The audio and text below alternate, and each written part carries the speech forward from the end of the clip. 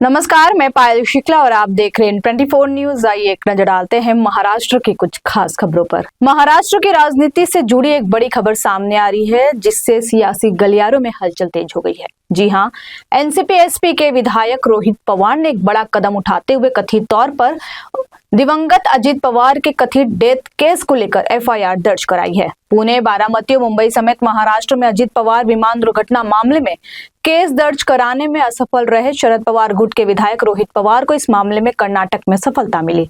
उन्होंने बेंगलुरु पुलिस में इस केस की 0 एफआईआर दर्ज कराई। बारामती में 28 जनवरी को अजित पवार के प्लेन क्रैश के मामले में शेषाद्रीपुरम पुलिस स्टेशन में केस दर्ज हो गया है। महाराष्ट्र में कई जगहों पर केस रजिस्टर करने की कोशिश की, लेकिन बात नहीं बनी। फिर वो कर्नाटक गए। कर्नाटक सरकार न्याय दिलाने के लिए आगे बढ़ी। उन्होंने 0 एफआईआर दर्ज करके डीजी को भेज दिया है पत्र। इससे पहले उन्होंने 25 फरवरी को मुंबई के मरीन ड्राइव पुलिस स्टेशन और 26 फरवरी को बारामती पुलिस स्टेशन में एफआईआर दर्ज कराने की कोशिश की थी। हालांकि एफआईआर दर्ज नहीं की गई। रोहित ने कहा कि जब अजित पवार जिंदा थे तो उनके घर के बाहर काला जादू होते देखा गया था। उन्होंने आगे कहा कि यह देखना जरूरी है कि अजित पवार की वह पोस्ट पाने के लिए कितना काला जादू किया गया था। वहीं रोहित पवार का कहना है कि उन्हें हाल ही में कुछ ऐसे दस्तावेज और जानकारियां मिली है, जिनके आधार पर उन्होंने यह कदम उठाया है। केस दर्ज कराने के बाद रोहित पवार मुंबई पहुंचे और पत्रकारों को इसकी जानकारी दी।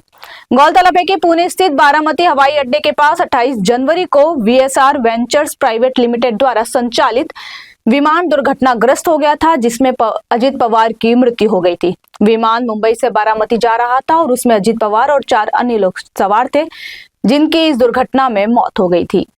अजित दादा पवार इस राज्य में लास्ट 40 ईयर्स से वहाँ पे सोशल वर्क और पॉलिटिकल वर्क वहाँ पे कर रहे हैं और यहाँ के लोगों से उनका बहुत नजीक का वहाँ पे रिश्ता था।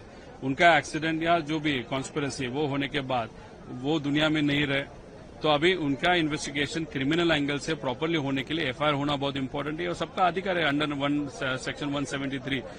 लेकिन अनफॉर्चुनेटली न मुंबई में 0 एफआईआर, न नॉर्मल एफआईआर पूना में सीआईडी के पास या बारामती में, वहां पे हमारा नहीं हो पाया। तो अब हम जब दिल्ली गए थे, राहुल गांधी जी से मिले थे, राहुल गांधी से चर्चा कर रहे थे, उन्होंने ये विषय बहुत डिटेल में समझा और उन्होंने बहुत सुंदर स्टेटमेंट वहां पे इस्तेमाल किया था। वो बोलते हुए उन्होंने बोला था कि जिस राज्य में न्याय मिल सकता है उस राज्य में जाके देखो। उन्होंने कोई राज्य का नाम नहीं लिया था। फिर हम जब चर्चा कर रहे थे यहाँ पे आने के बाद, तब किसी ने मुझे कहा कि गवई साहब का जब केस हुआ था, मतलब गवई साहब कौन, तो महाराष्ट्र के सुपुत्र, वो सुप्रीम कोर्ट के प्रमुख बने थे, तब उनके ऊपर किसी ने शूज फेंका था।